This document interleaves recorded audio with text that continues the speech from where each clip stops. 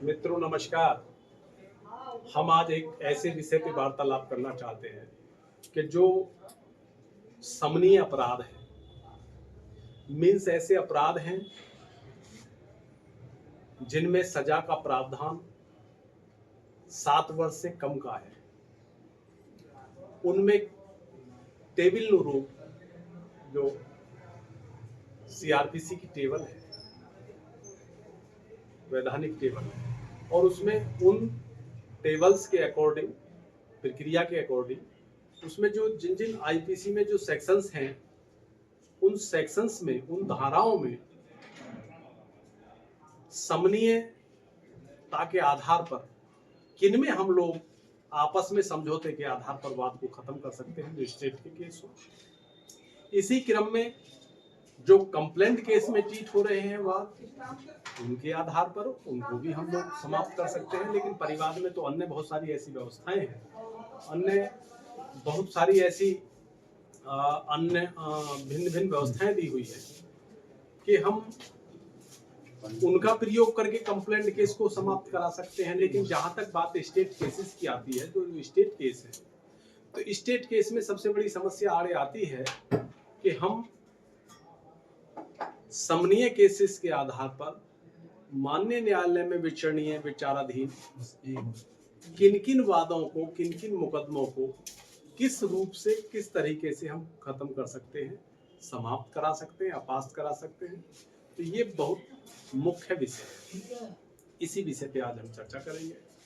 तो मैं उन समस्त विद्वान जनों से, अपने अधिवक्ता बंधुओं से, प्रशिक्षु अधिवक्ता बंधुओं से और अन्य पक्षकार, विपक्षकार एवं समाज के उन समस्त भ्रांत लोगों के माध्यम से इन बातों को उनको बताना चाहता हूँ, उनको कहना चाहता हूँ कि ऐसे वाद जिनमें सजा का प्रावधान 7 वर्ष से कम का है और वो मजिस्ट्रेट महोदय के यहाँ, प्रथम श्रेणी के मजिस्ट्रेट महोदय के यहाँ या किसी भी मजिस्ट्रेट महोदय के यहाँ विचाराधीन है, विचारणीय है, तो उनको हम एक सेक्शन, अगर जो पुराना हम निकाल के लेके चले, आपको बताऊं मैं आपको, तो सेक्शन 320 मीन्स 320 सीआरपीसी, और जो वर्तमान में बीएनएसएस की धारा हो गई है वो हो गई है 359 बीएनएसएस। तो इसमें हम एक प्रार्थना पत्र प्रस्तुत करें और उसमें बताएं कि प्रार्थी ऑब्लिक अपकृत व्यक्ति, प्रार्थी ऑब्लिक अपकृत व्यक्ति कौन है? जो पीड़ित रहा है, जो शोषित रहा है और जो रिपोर्टकर्ता के रूप में इस पूरे वाद की प्रक्रिया में आया है, उसको कहा जाएगा अपकृत व्यक्ति या व्यथित व्यक्ति। और इसके बाद में जो सेकेंडरी स्थिति है, वो शेष है सब अभियुक्त गण। तो अभियुक्त गण और अपकृत व्यथित व्यक्ति, दो पक्ष तैयार हुए।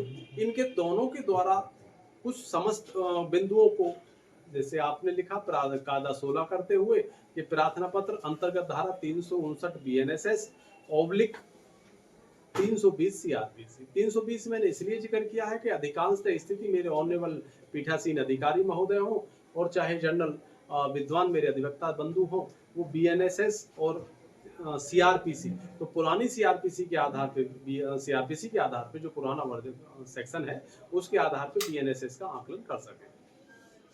तो वो प्रार्थना पत्र देंगे और उसी के नीचे लिखेंगे समनीय एवं आज्ञा से समनीय अपराधों के प्रशमन हेतु प्रार्थना पत्र, ये लिखा। और उसके बाद में लिखा महोदय, प्रार्थी अपकृत व्यथित व्यक्ति निम्न निवेदन करता है। क्या निवेदन करता है उसको आप लोग खोल दीजिए। यह है कि प्रार्थी अपकृत व्यथित व्यक्ति फलाना फलाना फलाना पुत्र श्री फलाना फलाना द्वारा अभियुक्त गण, अगर एक है तो एक, नहीं तो अभियुक्त गण के विरुद्ध धारा फलाना फलाना फलाना आईपीसी के अंतर्गत थाना फलाना में हजार से संस्थित एक वाद संस्थित कराया था, जिसमें श्रीमान जी के जो पत्रावली श्रीमान जी के यहाँ विचाराधीन है, और इस और ये फलाना फलाना व्यक्ति निवासी ये अपकृत व्यथित व्यक्ति है।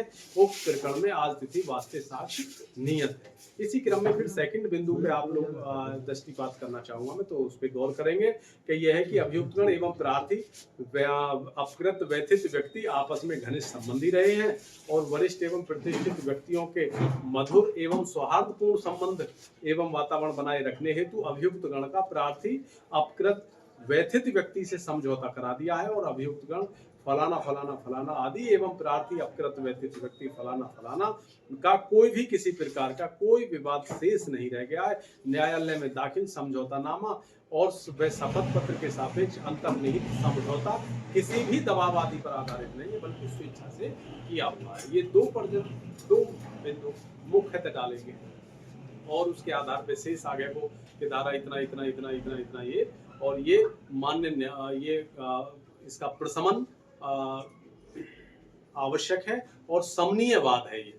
और यदि कुछ कंडीशंस क्या है कि जो टेबल है हमारी उस टेबल में वो बटा हुआ है पूरा 320 की जो टेबल है तो उसमें टेबल में पार्ट बटे हुए हैं। पार्ट का मतलब है दो पार्ट में ए पार्ट और बी पार्ट मान लेते हैं। तो ए पार्ट का मतलब है कि समनीय है केवल और जो असमनीयवाद है तो असमनीयवाद की स्थिति में वो उसको कहा गया है आज्ञा से समनीय।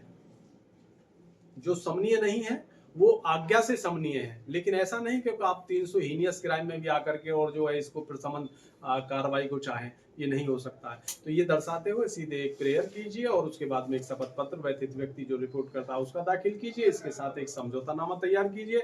समझौतानामा पे दोनों पक्ष अपने अपने अधिवक्ताओं के माध्यम से आइडेंटिफाई किए जाएंगे और फोटो इत्यादि लगने के बाद सब लोगों के जो एक्यूज पर्सन है वो भी और अपकृत व्यथित व्यक्ति मीन्स रिपोर्ट करता है वो भी, उनके सबके शपथ पत्र लगने के बाद सीधे मान्य न्यायालय दाखिल कर दिए जाएंगे।